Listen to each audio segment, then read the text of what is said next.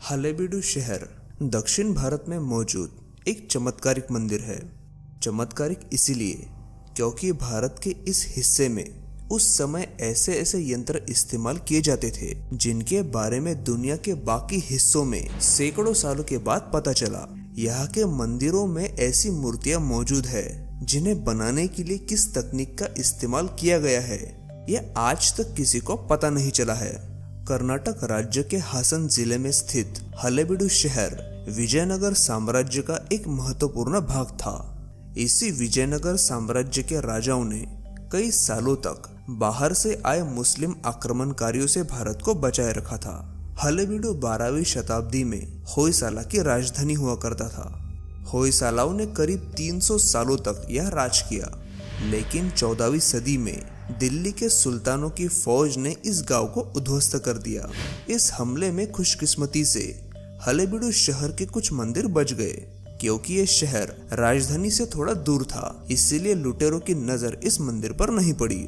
जब ये शहर अपने चरम पर था तब यहाँ कई सुंदर मंदिर हुआ करते थे, जिनमें से अब बहुत ही कम मंदिर यहाँ बचे हैं और उन मंदिरों में से एक है होयसलेश्वर मंदिर। इस मंदिर में बनी नक्काशी और शिल्पकलाओं को देखकर विदेशी लोग भी हैरान रह जाते हैं। इस मंदिर में बने स्तंभों को देखकर लगता ही नहीं कि इन्हें 900 साल पहले बनाया गया था। इनकी कारीगरी देखकर ऐसा लगता है कि मानो ये स्तंभ आज की उन्नत तकनीक का इस्तेमाल करके ही बनाए गए हैं। राजा विष्णुवर्धन होयसाला के एक प्रसिद्ध राजा थे। इस मंदिर का निर्माण उन्हीं के कार्यकाल में हुआ था। राजा विष्णुवर्धन एक महान योद्धा तो थे ही, साथ ही वो कला और साहित्य प्रेमी भी थे। उन्होंने अपने कार्यकाल में कई इमारतें और मंदिरों का निर्माण किया था।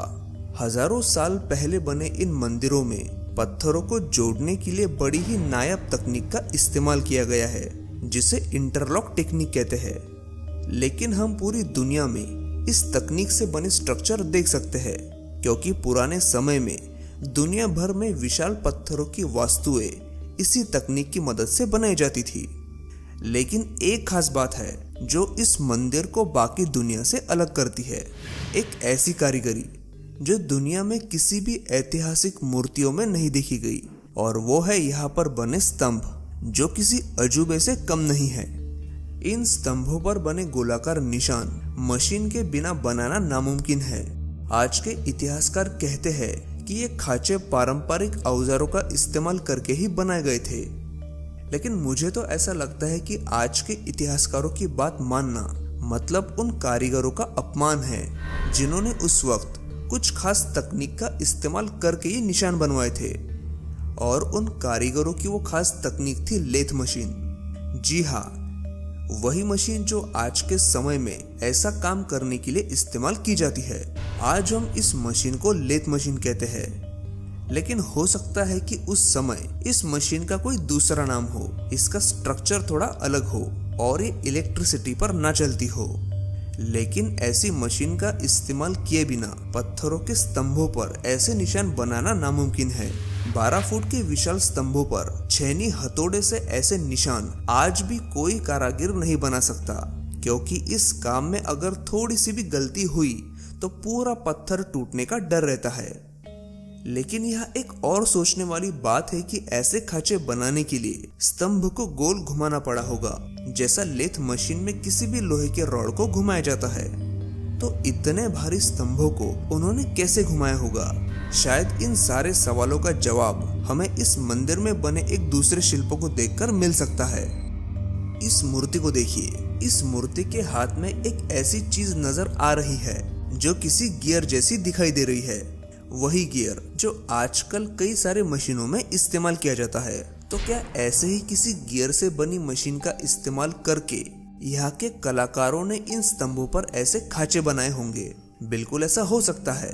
इस गियर जैसे यंत्र को ध्यान से देखने पर एक और बात पता चलेगी कि इसमें बाहर की तरफ 32 दांत है और अंदर की तरफ उसके ठीक आधे मतलब 16 दांत है। हो सकता है कि यह दिखाया ये गियर केवल एक छोटा नमूना होगा और इससे भी बड़े गियर्स का इस्तेमाल वो लोग वास्तुकला में करते होंगे। क्या ये केवल एक इत्तेफाक है कि इस गियर की रचना और इनमें बने दांतों की संख्या बिल्कुल आज इस्तेमाल किए जाने वाले गियर जैसी है। मुझे तो ऐसा नहीं लगता, लेकिन आपको क्या लगता है ये मेरे लिए ज्यादा जरूरी है? तो मुझे प्लीज नीचे कमेंट करके जरूर बताइए कि क्या आप मुझसे सहमत है और मानते हैं कि प्राचीन काल में इन मंदिरों को बनाने के लिए मशीन्स का इस्तेमाल ही किया गया था और इस शिल्प में बना ये यंत्र उन्हीं मशीन को दर्शाता है। इस मंदिर में ऐसी और भी कई मूर्तियां हैं जो अपने पीछे कई सवाल छोड़ गई है। अगर आप चाहते हैं कि मैं उन पर भी वीडियो बनाऊं तो कृपया इस वीडियो को लाइक करके अपना सपोर्ट दिखाइए और ऐसा ही इंटरेस्टिंग कंटेंट देखने के लिए मुझे इंस्टाग्राम पर फॉलो करना मत भूलिए। तो मिलते हैं अगले एपिसोड में।